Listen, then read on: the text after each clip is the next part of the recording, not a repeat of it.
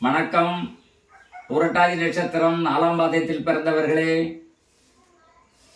மிக ஒரு சிறந்த நட்சத்திரம் புரட்டாதி நட்சத்திரம். இந்த நட்சத்திரம் 4வது பாதம் மீன ராசியாக அமைகிறது. காலபுருஷனுக்கு 12வது ராசி. இவர்கள் சிறந்த குணமுடையவராக வாழ்வார்கள்.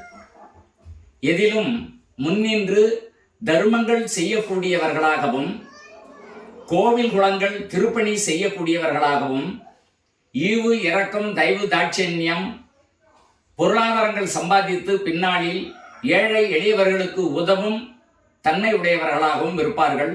காலபுருஷனுக்கு 12வது வீடு என்பதினால் இவர்கள் வாழ்க்கையில் அடுத்த ஜனனம் என்பதற்குண்டான வாய்ப்புகள் இல்லை என்றாலும், இந்த ஜனனத்தில் நல்லதொரு பேரோடு நற்கதி பெறுபவர்களுக்கு தான தர்மங்களை செய்து விவேகமான சிந்தனையுடன் வெகு காலங்கள் வாழ்வீர்கள். உத்திரட்டாதி நட்சத்திரத்தில் பிறந்தவர்களே, மிக சிறப்பான நட்சத்திரம். பால் பசு என்று சொல்லுவார்கள்.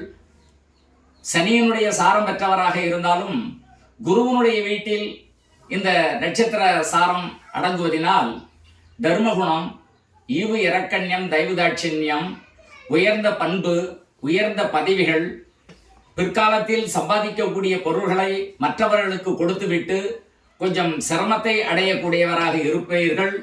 தனக்கு மிஞ்சிய தர்மம் என்று சொல்லி பொருளாதாரத்தை காப்பாற்றிக் கொள்ளுங்கள்.